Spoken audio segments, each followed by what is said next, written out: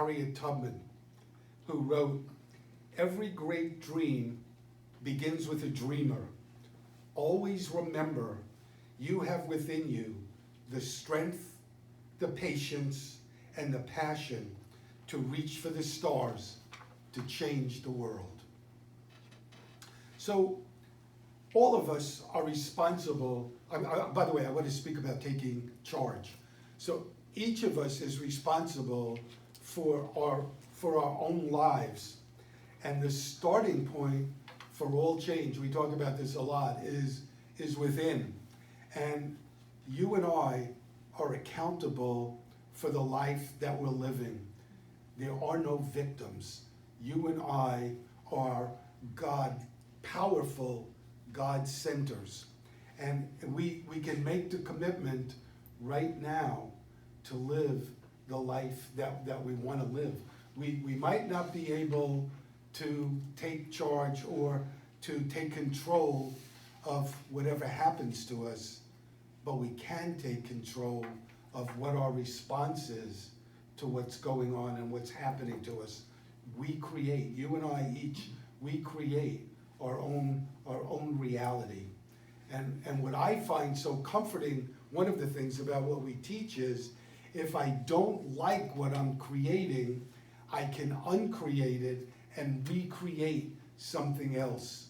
You know, we're not bound. We say spirit isn't bound by precedent. So we're not bound by whatever took place in our life last week, last year, or 10 years ago. So, you know, how do we do this? How do we create it? We do it with our thoughts. So if you want to know what your life is going to be like next week, next month, 6 months from now, take stock about what you're putting out into the universe now. And whatever we're putting out there now is what's going to be coming back to us. And so if you're creating the future that you like and that you want, good for you. And if you're not, you got some work to do. That's all that means. You know, I read something that years ago, a reporter was interviewing Princess Grace and Prince Rainier. And he asked them, he said, when you're blowing out the candles on your birthday cake, what are you wishing for? And Grace Kelly said that she wishes for health and happiness for her children. Prince Rainier said he wishes for time. He wishes for time. And none of us are promised any time. We don't know when the end's gonna come. So why not now begin changing our life for today? We don't wait for tomorrow, because tomorrow's not promised. Today is all we have. So why not live today really, really well?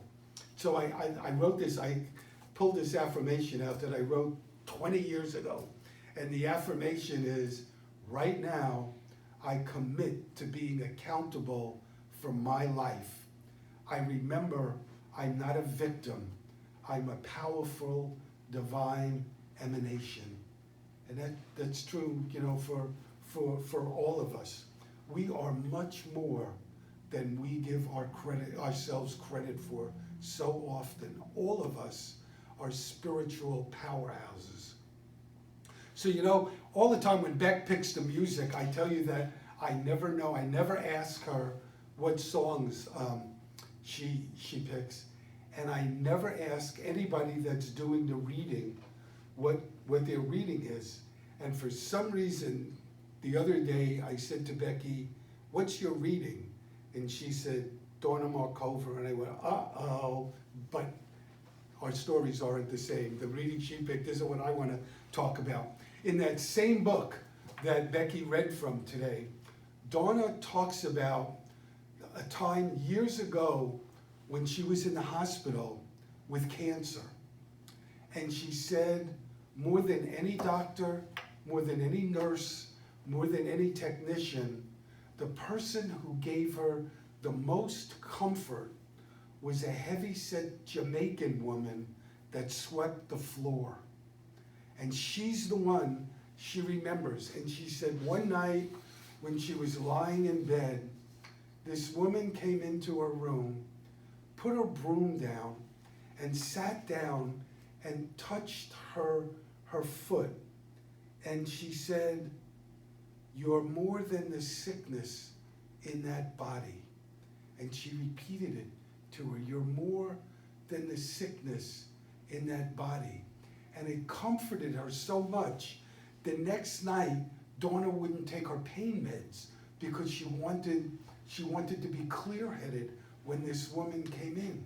And so she came in the next night, and she said to her, "You're more than the pain in that body. The pain is there, but you're more than that pain." And then she said to her, "You're not that fear in your body. You're more than that fear." And it worked so much for her. And I thought when I read that, what a beautiful reminder to us that we're all more than anything that happens to us. We're all more than any situation, anything that happens, because every one of us is God expressing. You know, I was reading a blog by Jack Canfield this week, and he said that to create the life that we want to live, we have to take 100% responsibility for it. He said, give up the excuses, give up the victim stories. We have to know that we have the power to make it different, which is kind of what I've been saying. We need to choose to act 100% as if we're 100% responsible. Let me say it again. We need to act as if we're 100% responsible for our life.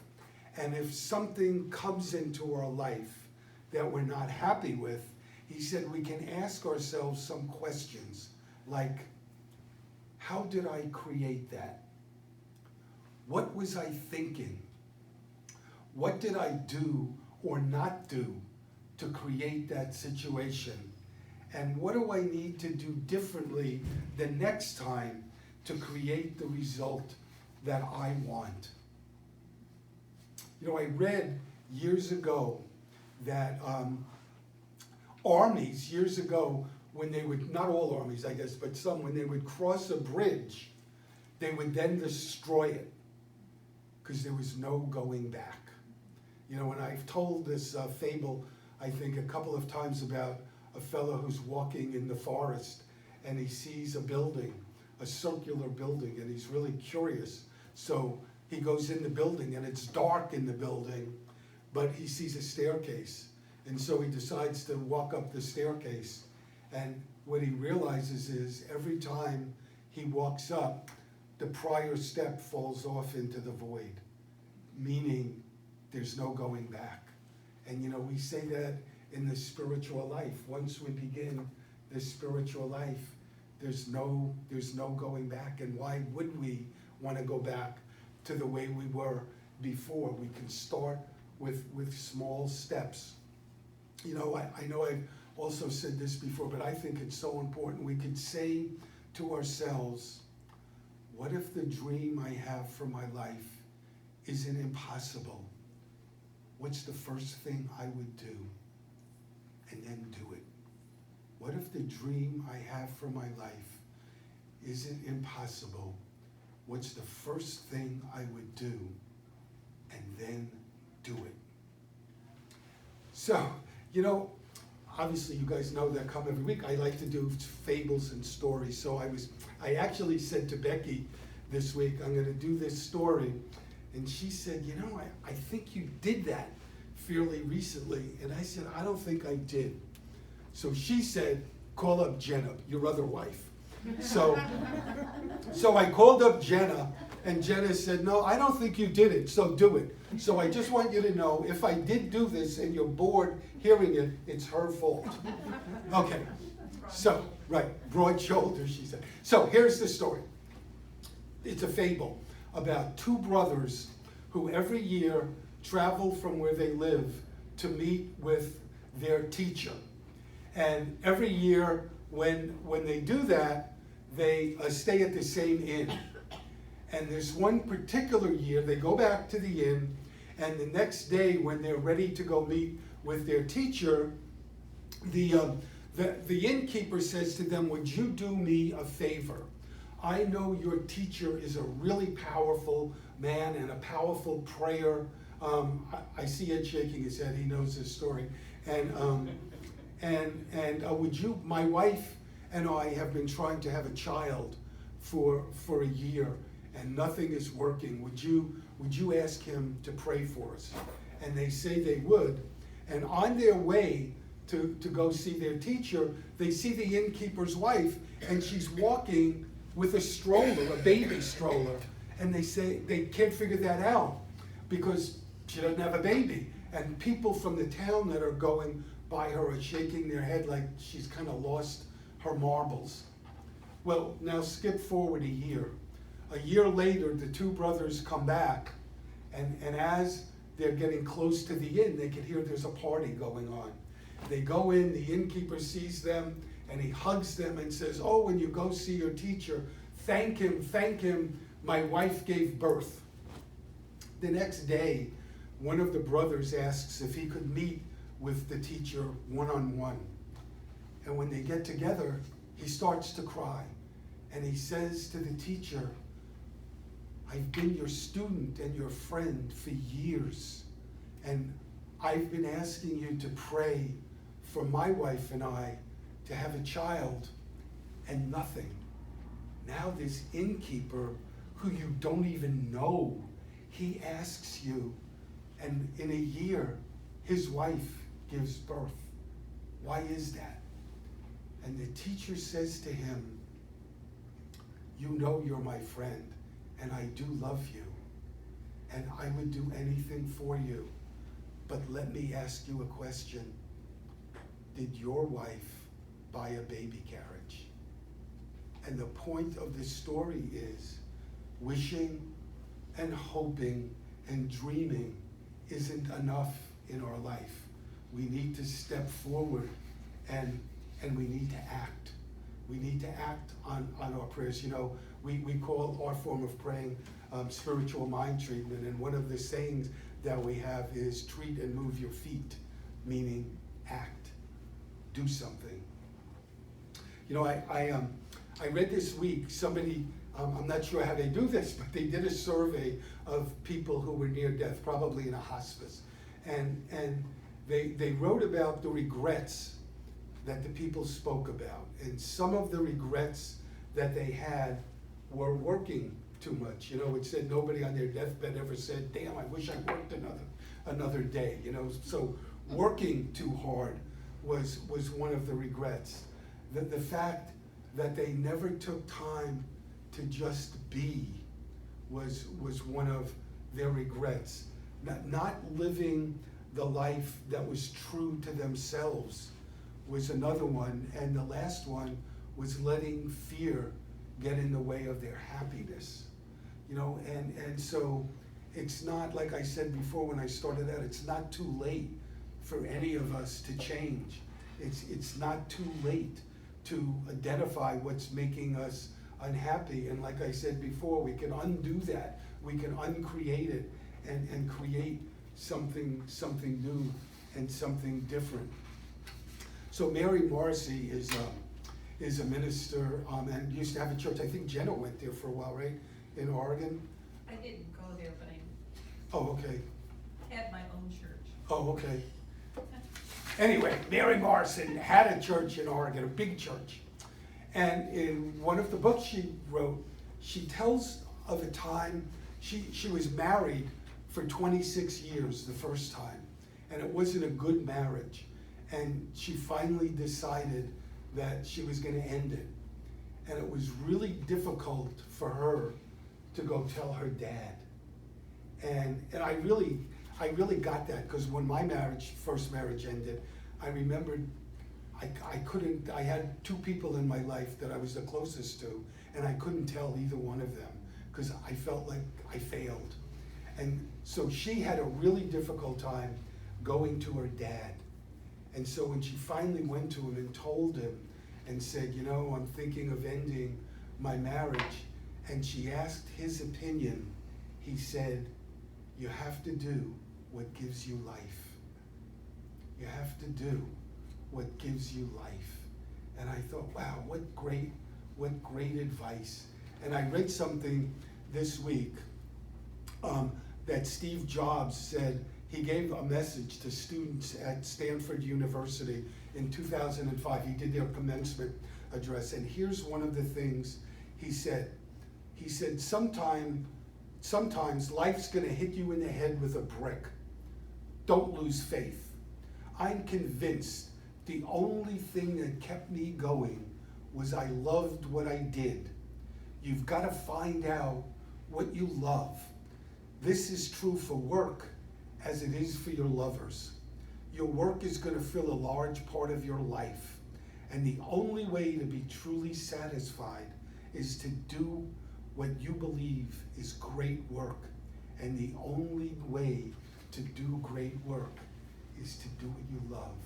You know, and you could take that out of just work, but it's in our life to do what we love. And so, you know, I want to talk a little bit about how we can do that. And so I read something this week by a fellow named Brendan Burchard, and he talked about a number of things that we can do. And the first one, he said, we can be intentional. And he wrote, when he was a young man, he got into a really bad automobile accident, and he thought it was going to be the end of his life. And he said, I guess when he was lying in the hospital, 3 questions came to him. And the questions were, did I live? Did I love? And did I matter? Did I live? Did I love? And did I matter? And he said, what we can all do is figure out the questions that are going to be important to us at the end. You know, at the end of our life, if we're lying there, what are the questions that we're gonna ask that's gonna make us feel we lived a happy and worthwhile life? And he said, when you have those questions, then wake up every day and live intentionally so you're happy at the end. In other words, by living intentionally, live in the questions so you're living a life that's going to make you happy. And he said something else we can do is to be consistent, which is kind of, I think, the same thing. To do something every week that you know is going to keep pulling you or pushing you forward. And the third thing he said was to do something outside of ourselves, to have a mission, to have a purpose, to have a cause, to have a dream, something beyond us. He said, commit to something bigger than yourself and ask yourself, what's required of me to serve at a higher level? What's required of me to serve at a higher level? You know, it's kind of one opportunity is what Carol, Becky, and I got some information about this week, and one of the things they told us, the lady who started that and still works there got into it because she took a homeless person and helped a homeless person who was homeless across the street from her, and she made it her mission to be and help that person, and it skyrocketed into what it is. You know, Rabbi Abraham Joshua Heschel once wrote, pray as if everything depended on God and act as if everything depended on you. So one of the books that I perused this week to do this message is called Do It Anyway by somebody named Kent Keith. And one of the things he says in the book is the fundamental question of life isn't, is life easy or is life hard? The fundamental question is life meaningful? Is life meaningful? And we can do what it takes in our life to make sure that we're living a life that's meaningful. And I wanted to close, one of the things that he wrote in the book, in fact, it's the first page in the book, is he calls it the paradoxical commandments. The paradoxical commandments. So I wanna close with this. There's 10 of them. People are illogical, unreasonable, and self-centered. Love them anyway. If you do good, people will accuse you of selfish, ulterior motives. Do good anyway. If you're successful, you will win false friends and true enemies. Succeed anyway. The good you do today will be forgotten tomorrow. Do good anyway. Honesty and frankness make you vulnerable. Be honest and frank anyway. The biggest men and women with the biggest ideas can be shot down by the smallest men and women with the smallest minds. Think big anyway. People favor underdogs, but follow only top dogs. Fight for a few underdogs anyway. What you spend years building may be destroyed overnight. Build anyway. People really need help, but may attack you if you help them. Help people anyway. And lastly, give the world the best you have, and you'll get kicked in the teeth. Give the world the best you have anyway. God bless you. Thank you for being here today.